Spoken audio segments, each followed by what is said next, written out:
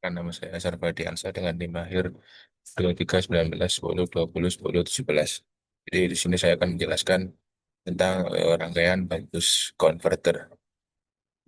Oh, jadi salah satu teorinya adalah bus converter berfungsi untuk mengubah level tegangan DJ atau air current baik ke level lebih tinggi maupun ke level yang lebih rendah. Namun, bus converter mengubah polaritas dari tegangan output terhadap tegangan input. Pada jadi eh, bus ini merupakan rangkaian dasar terdiri dari power MOSFET sebagai switching komponen, induktor, dioda, kapasitor sebagai filter, dan resistor sebagai beban. Jadi, induktor ini digunakan sebagai filter untuk mengurangi ripple arus, sedangkan kapasitor digunakan sebagai filter untuk mengurangi ripple tegangan. Dioda digunakan sebagai komponen switching yang bekerja pada keadaan switch open sehingga arus tetap mengalir ke induktor. Jadi, untuk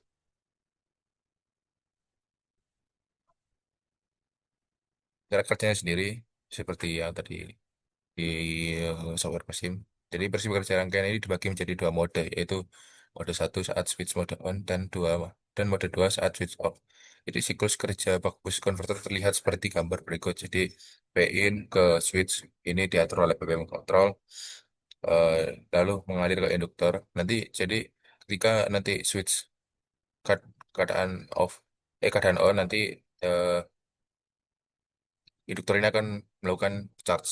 Sedangkan kalau switch off, nanti induktor ini melepaskan lalu mengisi kapasitor. Jadi nanti akan seperti pada gambar ini. Jadi saat switch on, induktor mendapatkan tegangan dari input dan mengakibatkan adanya arus yang melewati induktor berdasarkan waktu, dan dalam waktu yang sama kapasitor dalam kondisi membuang atau discharge dan menjadi sumber tegangan dan arus pada beban. Jadi saat switch off, tegangan input terputus, menyebabkan mulainya penurunan arus dan menyebabkan ujung dioda bernilai negatif, dan induktor mensuplai kapasitor dalam keadaan charge dan beban. Jadi pada switch on, arus beban disuplai kapasitor, namun pada switch off disuplai oleh induktor. Dan besar kecilnya nilai tegangan output diatur berdasarkan duty cycle atau PWM pada switch. Bila duty cycle lebih dari 0,5, maka output akan lebih besar dari input. Sedangkan bila duty cycle kurang dari 0,5, maka output akan lebih kecil dari input, dan V in sama dengan V out saat eh, duty cycle sama dengan 0,5. Jadi secara teoritis ini, untuk dapat mengetahui persamaan antara duty cycle ini, tegangan masukan dan keluaran dari bus converter dapat dihitung dengan persamaan berikut. Jadi cara menghitungnya itu V out sama dengan duty cycle per satu main duty cycle-nya itu dikali V in. Jadi ketika duty cycle kurang dari 0,5, itu converter itu menjadi bug. Ya kan, kalau lebih dari 0,5 itu menjadi boost converter. Dan ketika duty cycle 0,5, input dan output adalah sama. Di seperti gambar grafik yang ada di yang saya share screen.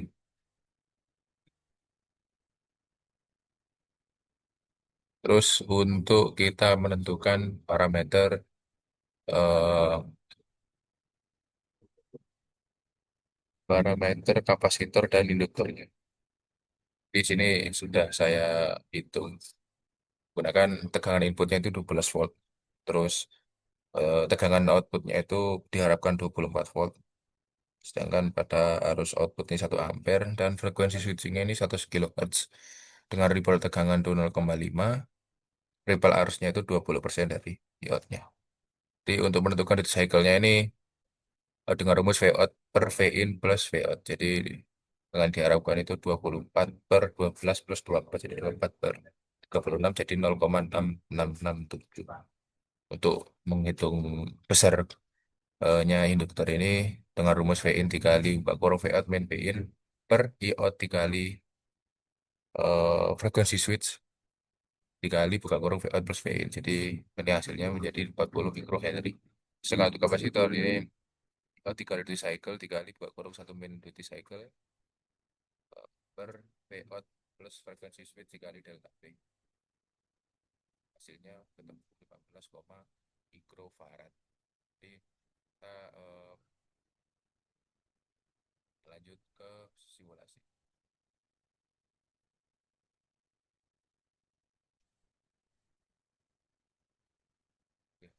pada simulasi. Ini udah saya rangkaian bus converter dengan tadi perhitungan itu 40 mikrohenry pada induktor, sedangkan pada kapasitor kapasitor itu 18,5 mikrofarad dengan resistor itu 10 ohm. Jadi kita langsung simulasi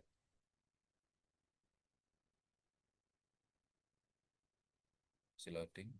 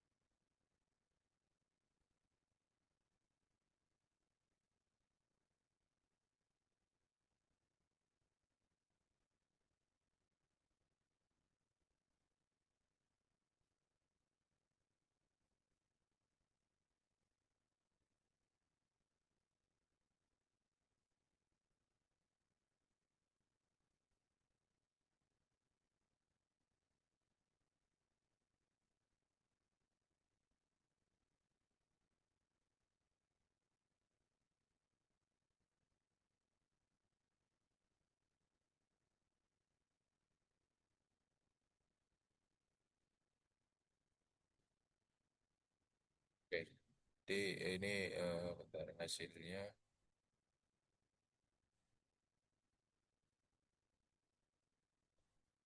Hasil dari grafik dapat dilihat ini input tegangan pada eh, kesimpulan itu 12 volt, sedangkan pada PO-nya itu jadi 24,42.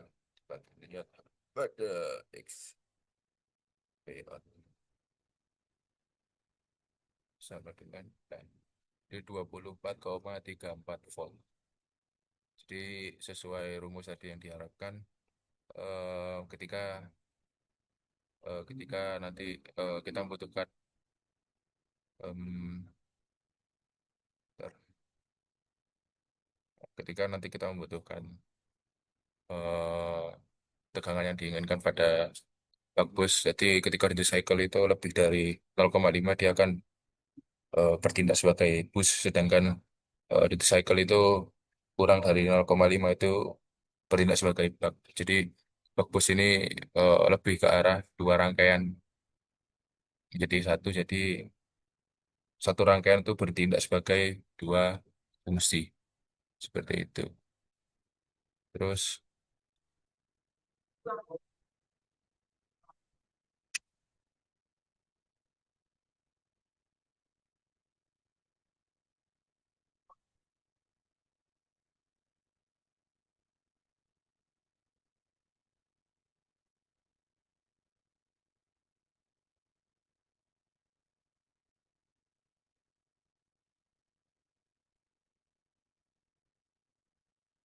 jadi di bak bus converter ini ada dua kondisi, yaitu CCM dan DCM. Jadi CCM ini continuous conduction mode, berarti arus induktor selalu mengalir atau tidak pernah nol, ideal untuk beban stabil dengan ripple rendah dan efisiensi lebih baik. Sementara DCM itu berarti arus induktor turun menjadi nol di setiap siklus, memungkinkan induktor lebih kecil dan kontrol sederhana pada bandingan, tetapi menghasilkan ripple lebih besar dan kontrol lebih kompleks saat beban berubah-ubah.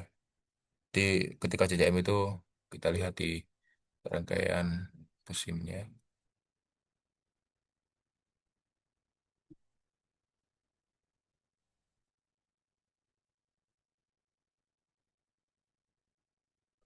Dan mesinnya.